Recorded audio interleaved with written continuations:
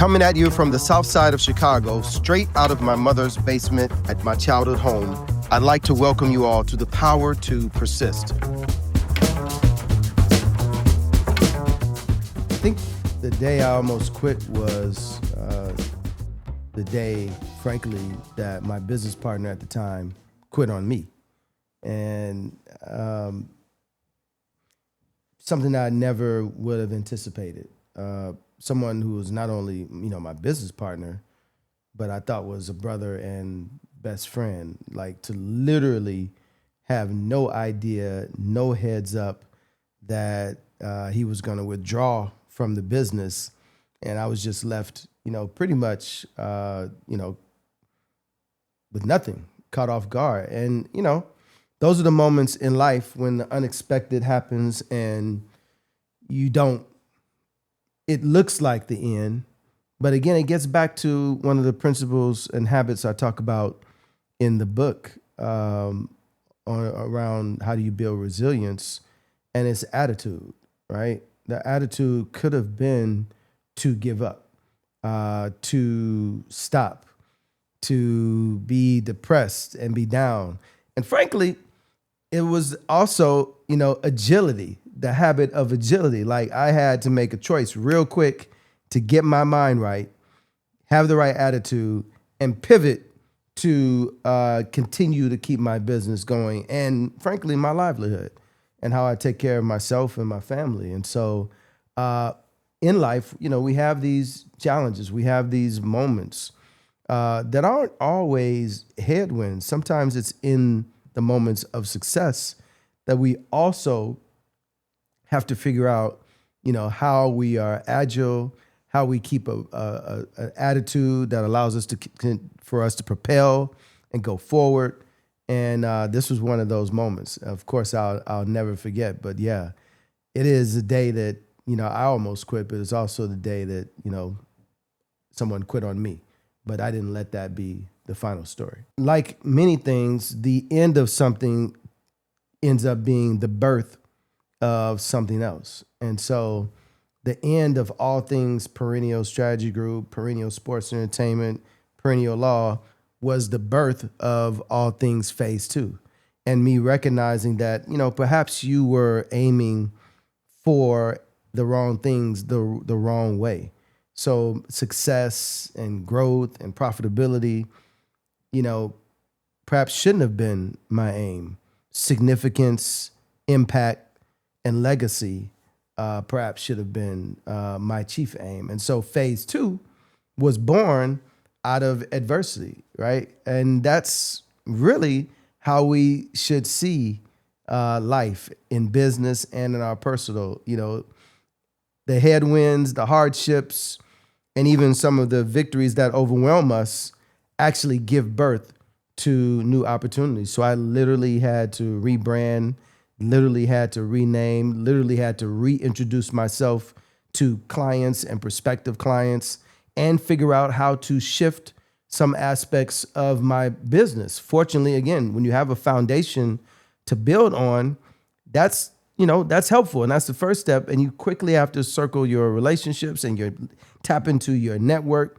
But it really is about, the habits of agility, vulnerability, to admit to my team at the time what happened was a very vulnerable moment. They saw everything firsthand, but it was also in those vulnerable moments and the, precarious and challenging times that you find out, who you are. And I think certain aspects about my ability to persist and be resilient and the habits that I'm continuing to work on, made themselves very clear and apparent during that time. When there was a breach and separation with my business partner, I think my team, was obviously shocked.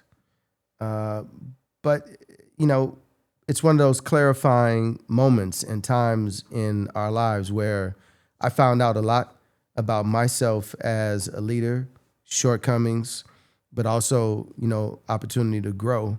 When you have to go and tell your team, that we're either going to continue in business in this way or we may not have a business. You find out, who's with you on the boat when it gets turbulent and rocky, and you figure out who's not. And you figure out, what you're made of, and, your shortcomings and weaknesses become apparent, but your strengths also rise to the top. And so it was a very crystallizing and clarifying time in my journey, one that as I look back, I greatly appreciate. During, I may not have appreciated it that much, but as I reflect, I'm better because of what I went through. And I hope that those individuals who worked with me at the time are better too. I think we all have opportunities to be better and grow from our ups and our downs. When I lost my business partner and had to pivot in business, you start to question, a lot of things about yourself and who you are. You doubt whether or not you can survive and make it without. The initial thing is panic. Like, what am I going to do? How am I going to do it? How is things going to work? But there's a lot, the habits about being resilient and the things we talk about in The Power to Persist. And one of them that was central to my being able to weather that storm and any and all storms is my faith. I had a faith that said, it's the substance of things hoped for and the evidence of things not seen. I couldn't see what the end was going to be. I couldn't see how I was going to get out of this jam. I couldn't see how things were going to manifest, but I had a faith, an unyielding, I had a faith that I was going to make it through this. And those who stuck with me, we were going to make it through. And, it turns out that faith stands and that faith won. And as far as I'm concerned, faith wins every time. As a matter of fact, faith is undefeated. Life has a funny way of testing us right when we think we have it all figured out. Those moments remind us that resilience is not about never failing. That's what The Power to Persist is all about. 8 simple habits to help you stay grounded, strong, and focused when life gets a little heavy. I'd be honored if you came along on this journey with me. Visit LamellMcMorris.com to get your copy of The Power to Persist and listen to the Power to Persist podcast so we can continue to persist together. I think, when an abrupt and yes, I had little time to organize both literally and mentally, physically. Literally, I get a call that my business partner no longer wants to be in business, and then I've got to shift. I mean, I almost didn't have time to get emotional. I think if I were to be honest, I'm probably still dealing with the emotions of it. I had to pivot. I had to quickly, pivot so literal that we had to move, Elizabeth and I, with some movers I found, some guys that help in the building, we had to move my furniture from one floor to the next, like in the overnight, in the middle of the night, right? And so it literally sometimes in business, it calls for that kind of pivot. And my fear is that if I had been overly emotional and gotten caught up in ego, I wouldn't have been able to think my way through the next steps. And, that means that I probably suppress some emotions. Am I probably still dealing with that? Are those some of the emotions that continue to fuel my drive today? Absolutely. But in the moment, I had to figure out how to sustain a business, how to regroup, how to rebrand, how to redefine, our services, what we do with our clients, and how to continue to build and go forward.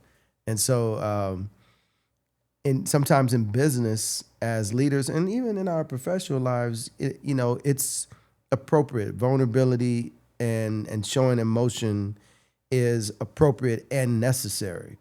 But there's a time and a place for everything. When that abrupt, break happened, I didn't have time for emotion. Having this conversation from this place, the place here on the south side of Chicago where, I was literally born, my childhood home, it's not just a full circle moment, but it's actually the evidence of my ability, my family's ability, my mom's ability to be resilient, right? I defined faith earlier in this conversation as the substance of things hoped for and the evidence of things not seen. And in one sense, that could seem like something that's just out there, you just put on a shelf. But at some point, I had to internalize that I am the substance of things hoped for and the evidence of things not seen, that I'm literally walking, living, being faith. And, I had to reconcile with the fact that I am faith in action. So when you come to that kind of recognition about yourself and your journey, that allows you to sustain and be resilient. And, that allows you to fight through, the highs and the lows of life. I can't, I can't tell you what it means to be sitting here in this moment, to have a podcast and have leaders and influencers come to my childhood home, to a place, frankly, that I used to be ashamed of. I was ashamed to bring my friends to my neighborhood and to my home when I was growing up. And now, full circle moment, I'm trying to bring as many of my friends and people from all over the country and the world, CEOs, leaders, I'm trying to bring them right to the basement here of my childhood home to have remarkable conversations around resilience. And I don't think it gets better than that, right? To be able to come back in our lives and recognize that we don't have to be determined by our circumstances, and we can turn our circumstances into our stepping stones to move forward in life and to continue to propel. Do I find that my resilience drives my faith, or my faith drives my resilience? On the surface, that would sound like a tough question. But actually, when I think about it, it's my faith that propels and drives my resilience. It is, which is why it's one of the habits in the Power to Persist, one of the 8 habits. As a matter of fact, it's the final habit that I talk about in the book, because in many senses, it undergirds and drives and sustains the other 7 habits. It is the foundation. It is the pillar of what it means to be vulnerable, of what it means to be determined doggedly, of what it means to have a work ethic, of what it means to be focused, of what it means to be agile. Faith it's the bones, it's the meat. All the other stuff perhaps is the gravy, but the meat of the matter is this belief that although you don't see it today, although you can't touch it right now, that your business, your opportunity, your family, this situation, this sickness, this matter that you're dealing with, this big contract that you just won, that you have no idea how you're gonna execute, it is that faith that makes you and allows you to be resilient. When I think about my journey and I look back, this is the microcosm and the result of a series of events, a series of conversations, a series of being exposed to different individuals, a myriad of experiences. I wish I could say that there was there were 1 or 2 moments that were so seminal, but actually, I think part of the reason why I wrote the book, and especially wrote a book about resilience and habits to become resilient, is because it's a journey. It's a perpetual, consistent, constant, set of circumstances that make me who I am, and able to sit here today and have this conversation. Yes, I'm deeply moved by a lot of things that have happened, circumstances and particular experiences, but this me here today is the result of all of that, and all of that manifests itself in this book, The Power to Persist, and hopefully in these conversations around resilience. I'm reminded, that question about the next step, and when you hit a pivot, I'm reminded of basketball. Being a kid growing up in basketball, and being a fan of basketball, the thing that makes a basketball player especially exceptional is that first step. You could tell a lot about a basketball player and an athlete by that first step. That first step tells you everything about their ability to handle certain situations, their ability to make a shot, their critical thinking, who they pass the ball to. That first step. So that first step that we take when we're challenged with something, when there's a crisis, when we're at a turning point in our career, that first step will tell you everything. The first step dictates a lot. And, when I think about the journey, it's some of those first steps were missteps. And we also see in sports what happens when you make a bad misstep. You cause your team to lose, you get a technical, the referee blows a whistle. A lot happens in those first steps, but we always grow from them. You learn not to make the same misstep again. And even if you do make the same misstep, at least you're keenly aware of what the results are going to be. But it's best to figure out how to make the best first step in the wake of tragedy or triumph. The Power to Persist. The book can be found everywhere books are sold. Please join me on Instagram at Lamell MC, LAMELLMC, or lamellmcmorris.com, or phase2consulting.com.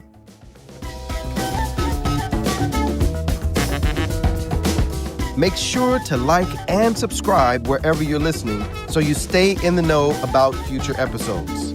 See you next time, my friends.